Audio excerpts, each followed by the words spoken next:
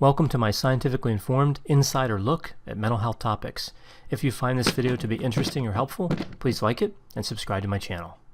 Hello, this is Dr. Grande. Today's question is, does the psychologically controlling behavior of a mother with borderline personality disorder contribute to symptoms in their children? Now, to answer this question about psychological control and borderline personality disorder, I'm going to be using an article published in 2018 by Mahan and colleagues, and they look at this question from a few different angles. First, I'm going to start with what borderline personality disorder is, take a look at this construct of psychological control, and then look at the relationship. So borderline personality disorder is a cluster B personality disorder in the Diagnostic and Statistical Manual. This is the dramatic, emotional, and erratic cluster. In the definition of borderline personality disorder, we see 9 symptom criteria. We have frantic efforts to avoid abandonment, a pattern of unstable relationships, identity disturbance, impulsivity in at least 2 areas that could be self-damaging, suicidal behavior, gestures, threats, affective instability, a chronic feeling of emptiness, intense, inappropriate anger or difficulty controlling anger, and paranoid ideation or dissociation. There are a number of theories about what causes borderline personality disorder, and we know that part of the etiology, what causes a disorder for borderline personality disorder, is genetic, and another part is environmental. And when we look at the environmental part, there are a lot of theories about how neglect, abuse, and other adverse childhood experiences may contribute to the development of the disorder.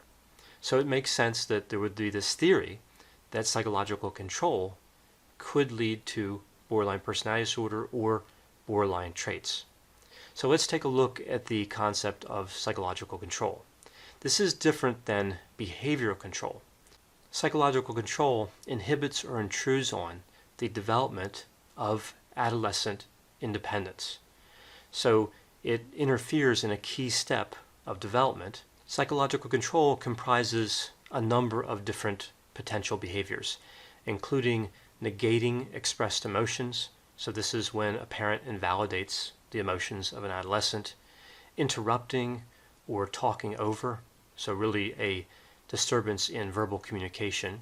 We see shaming, we see placing the burden of parental needs on the adolescents, so making the adolescent responsible to meet parental needs. We see blaming, accusing, bringing up past mistakes, so not letting errors go from the past.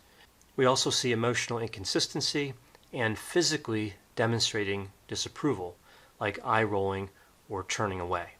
So a lot of different behaviors and relational characteristics that could interfere, in theory, with identity formation.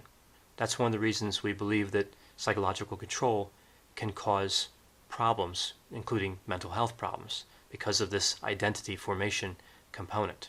Now, specifically with borderline personality disorder, we know that identity disturbance is actually one of the symptom criterion. We also believe that psychological control creates an invalidating environment, also thought to lead to borderline personality disorder, and we think it has an association with being emotionally reactive. And if you look at those different characteristics of psychological control, it's easy to see this connection. So we've taken a look at borderline personality disorder, the idea of psychological control. So what were the results from this study? So this study was specifically looking at maternal psychological control, and it used 56 adolescent participants and 56 mothers. In terms of the mothers, 28 had borderline personality disorder and 28 did not. So this study had an experimental group and a control group. So in terms of the results, we see that there was more psychological control being exerted by the mothers with borderline personality disorder than by the controls. We also saw a positive correlation between maternal psychological control and maternal borderline features. So what this means is the individuals in the study with borderline personality disorder who exerted more psychological control tended to have more severe symptomology. We also saw this association between maternal psychological control, this positive correlation, and adolescent affective instability. So there's a relationship here between the mother's behavior and, in theory, the response of the adolescent. Again, this is a correlation, not a causation, but still an interesting finding. Another finding here is that maternal affective instability, so affective instability in the mother with borderline personality disorder, mediated the relationship between maternal psychological control and adolescent affective instability. So what this means is it explained why or how that relationship exists. That's what the word mediation means. Sometimes when we hear the word mediation, we also think of the word moderation. Moderation explains a change in the strength of a relationship. Mediation explains why. Another interesting finding in this area is that maternal affective instability didn't really have much of a mediating effect between maternal psychological control and adolescent identity disturbance. So we see this mediation effect with affective instability in the adolescents, but not really with identity disturbance.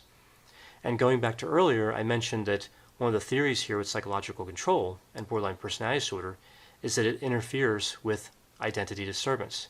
That doesn't seem to be the case, at least as indicated by this particular study. I hope you found this description of maternal psychological control and borderline personality disorder to be interesting. Thanks for watching.